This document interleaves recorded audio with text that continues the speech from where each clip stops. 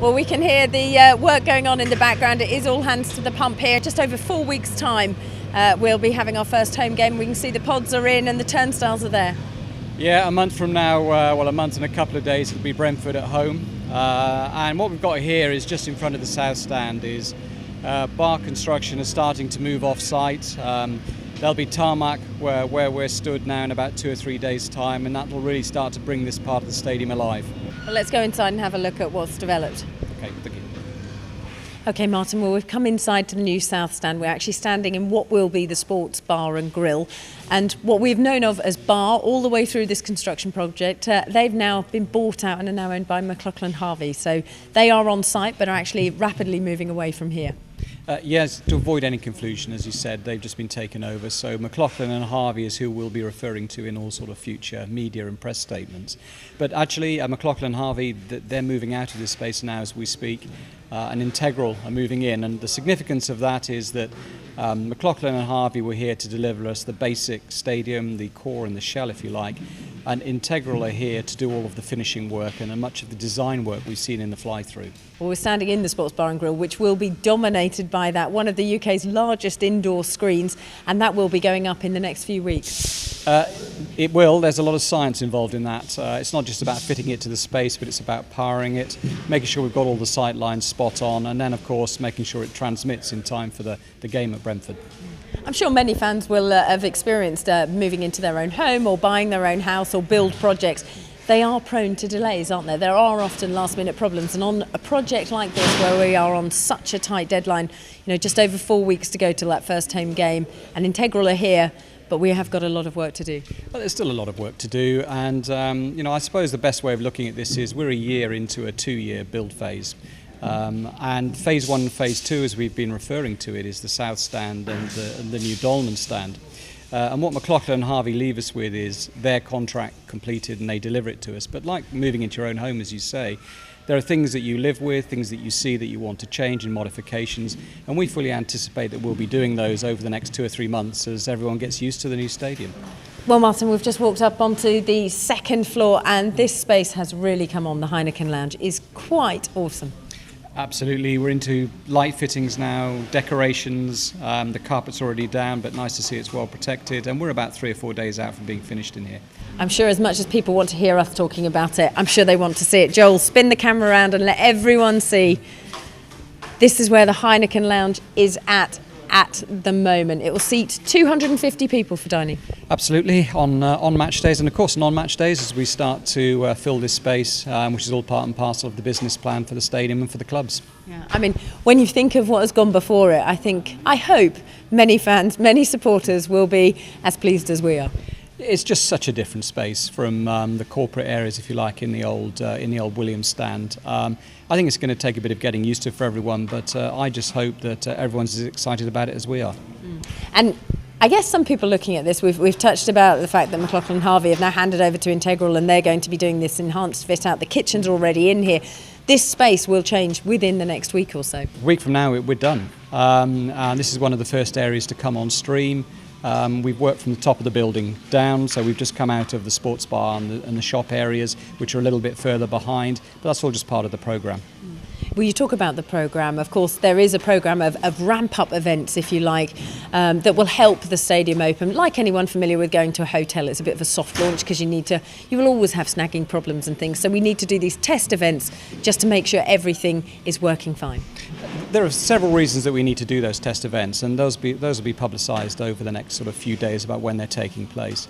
The first reason, of course, is that all the safety authorities have to be satisfied that the stadium works properly, that people could come in and leave in a safe environment. People know how to find their seats. All the staff, many of whom will be new to the stadium, know what to do on a match day. So these test events are designed to do all of that and to get a lot of audience participation, if you like, for those who are attending those events.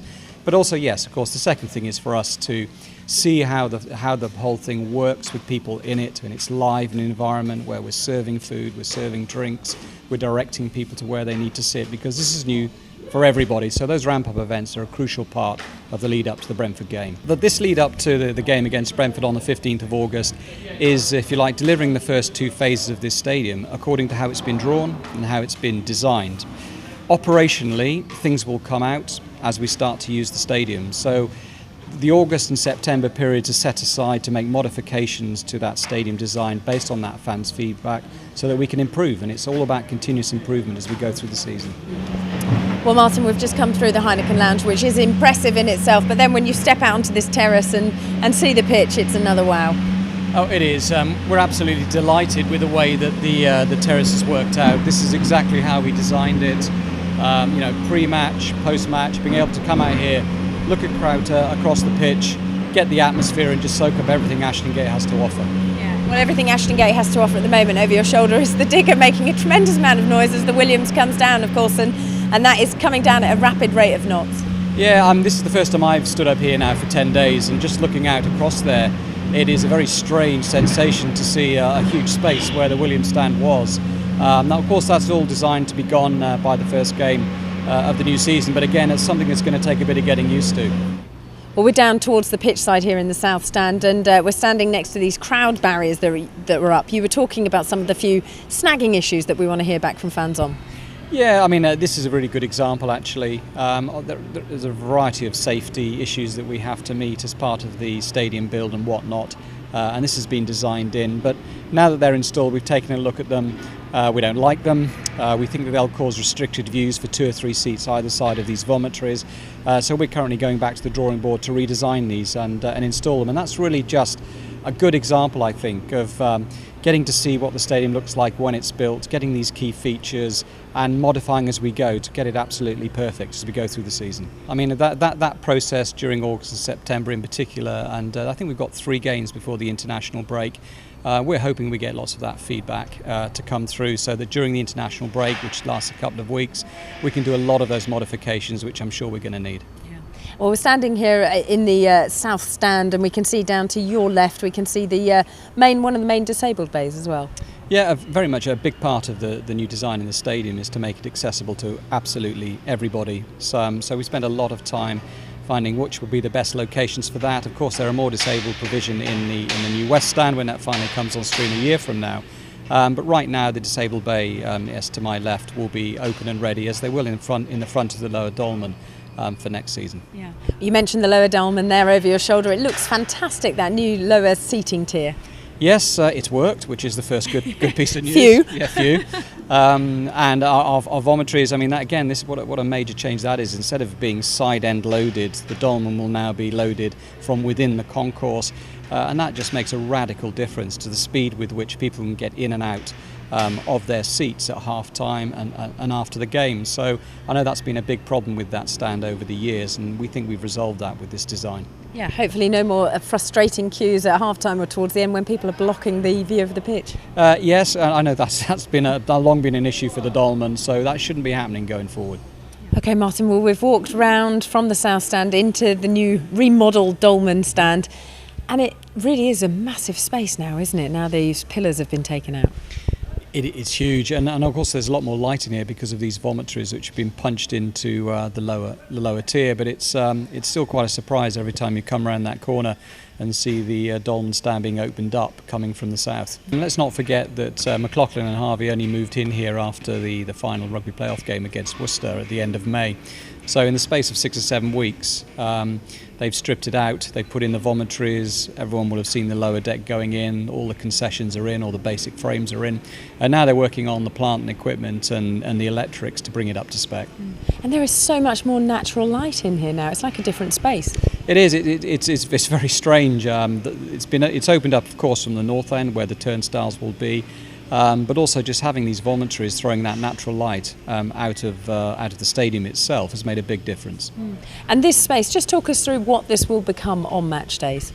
This is Market Street, going back to the original design, and those who've been following this, our idea here is to do something a little bit different, and we've been having a lot of conversations with local suppliers, local shops and providers for food and for drink, to try and make each match day a little bit different in this space from elsewhere in the stadium. Yeah, and as you mentioned, really supporting local trade. Absolutely, that's been the core issue for us, is to go out, find local providers who offer something a little bit different from the standard concessions, and we're making some good progress there. Okay, well, we're pitchside now on the lower tier of the Dolman, and for everyone that remembered that huge steel structure that was lifted up into place to form the new roof, the good news is for fans, they will be more undercover here. They will, yes. That seems a hell of a long time ago with the truss before we raised it. Yes, the roof above us has been extended out in this lower tier. Again, all part of that design to extend and enlarge the Dolman, and it's looking in pretty good shape. And come that first home football game against Brentford, they are going to have a very different view on the opposite side, aren't they? Because most of the Williams will probably be down by then. It will, so there's going to be a very big space. I'm just trying to think what there would be. I think a few cherry pickers and some greenery in the distance. I think that's going to take quite a bit of getting used to, not just for the crowd, but also for the players as well, the wind direction and what have you. But I think plans are afoot to make sure we take account of that. Yeah. We've talked about three of the stands, but we haven't actually touched on the Atio stand much, and of course that is part of the final phase of development. It is. We're doing a little bit of work this summer. We had a chat with a number of the fans, and we had a group down here, and we walked through the Atio with them. And I think there's some modification work we're doing this summer to the concourse to make it a better space. We're doing a bit of work to the concessions as well, and we've had a talk about what sort of food and drink we might serve there. So some work's happening this summer, but the majority of it in terms of properly enhancing that space will happen next summer. Yeah. And I guess the biggest change really for fans to get used to, and this is football fans, not rugby fans, is that change in home and away fans and where they're seated. Yep, swapped round if you like. So home fans now over the players' tunnel and away fans on the other side. It's the same thing as we had last season. Because we've got restricted capacity in the stadium, we've had these discussions with the Football League, and they've set down certain criteria over the number of away tickets that get sold. So with that in mind, we've got a good solution, we think, in the Atio for next season. Yeah. Well, roll on the start of the next season. I'm sure everyone can't wait. Yeah, I'm looking forward to it.